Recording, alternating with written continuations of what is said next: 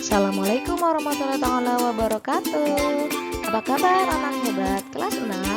Mudah-mudahan baik saja dan kalian selalu bahagia. Berjumpa lagi dengan Ibu. Sekarang dalam tema 3, tokoh dan penemuan di subtema pertama, penemu yang mengubah dunia dalam muatan pelajaran bahasa Indonesia, yaitu tentang teks eksplanasi. Sebelum memulai pelajaran, biasakan kita berdoa agar ilmu yang kalian dapatkan bermanfaat. Yang pertama yaitu pengertian dari teks eksplanasi. Teks eksplanasi adalah teks yang dibuat untuk menjelaskan proses terjadinya suatu fenomena atau peristiwa, baik fenomena alam maupun sosial secara ilmiah.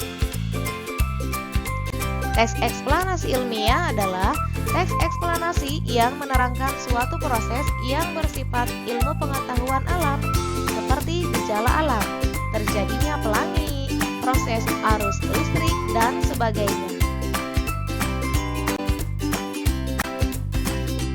Fungsi dari teks eksplanasi.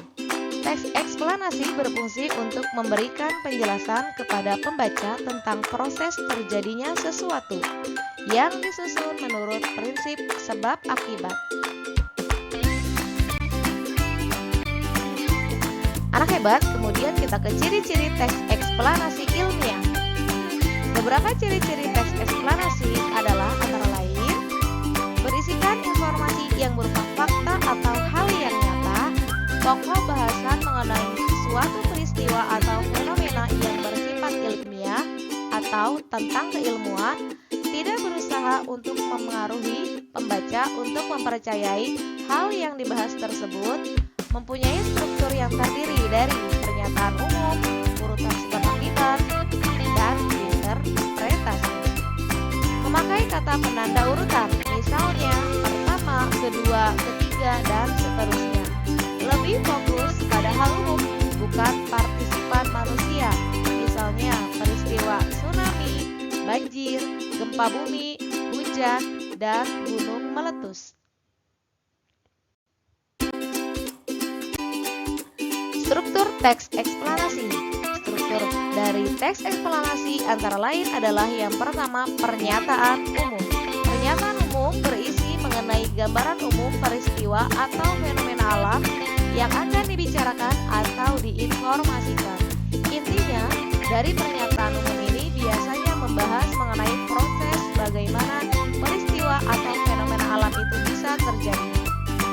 Yang kedua, deretan penjelasan atau bisa urutan sebab akibat. Berisi urutan uraian atau penjelasan tentang proses dari peristiwa yang terjadi dan dijelaskan secara bertahap atau berurutan, dan dapat juga melakukan penggambaran dalam beberapa paragraf berkaitan dengan sebab akibatnya. Yang ketiga, interpretasi, yaitu berisi kesimpulan atau pesan ide penulis tentang topik yang dijelaskan. Interpretasi sering disebut penarikan kesimpulan. Lalu jenis teks eksplanasi. Jenis teks eksplanasi secara umum terdiri dari dua jenis antara lain. Yang pertama, teks eksplanasi tentang alam. Biasanya teks ini berisikan hal-hal yang berkaitan dengan fenomena alam seperti bencana alam. Pokok bahasannya bisa seputar bencana alam, banjir, gunung meletus, gempa bumi, dan tsunami. Yang kedua, teks eksplanasi tentang sosial. Biasanya teks ini berisikan peristiwa yang terjadi di sekitar kita.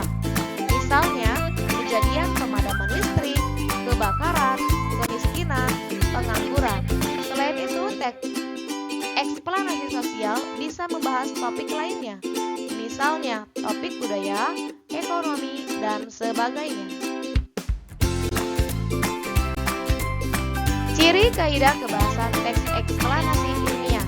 Pada teks eksplanasi ilmiah juga terdapat ciri kaidah kebahasaan yang membedakan dengan jenis teks lainnya. Antara lain, yang pertama, terdapat istilah-istilah ilmiah yang berkaitan dengan topik yang dibahas, menggunakan kata kerja aktif, menggunakan konjungsi waktu dan kausal seperti pertama, selanjutnya, setelah itu, sebelum, kemudian, akhirnya, dan lain-lain. Lalu, menggunakan kalimat pasif.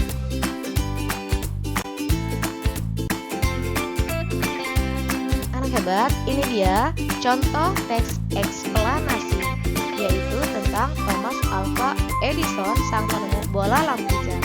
Ini adalah paragraf pertamanya. Silahkan kalian baca. Kemudian, paragraf pertama ini yaitu tentang topik masalah. Apa yang dibahas pada teks di atas? Jawabannya adalah penemuan bola lampu pijar oleh Thomas Alva Edison.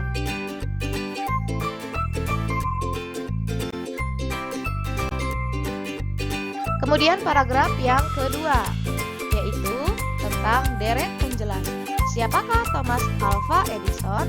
Kalian bisa membacanya dalam paragraf kedua, yaitu Thomas Alva Edison adalah ilmuwan penemu bola lampu pijar yang lahir di Milan, Ohio pada tanggal 11 Februari 1847.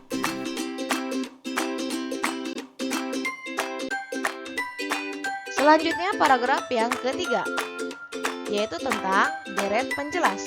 Bagaimana Thomas Alva Edison menemukan bola lampu pijar? Ia melihat dunia butuh penerangan. Ia menghabiskan waktu selama 2 tahun serta dana yang cukup besar untuk penemuan.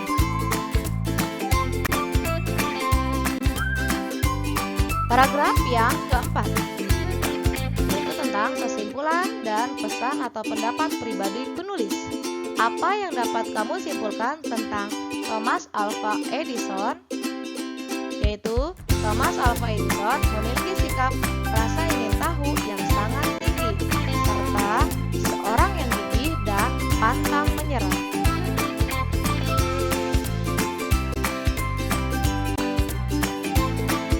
Terima kasih anak-anak hebat telah menonton video pembelajaran dari Ibu. Semoga bermanfaat.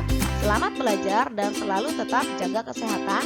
Sampai jumpa lagi dengan Ibu Dian Lestari. Assalamualaikum warahmatullahi wabarakatuh.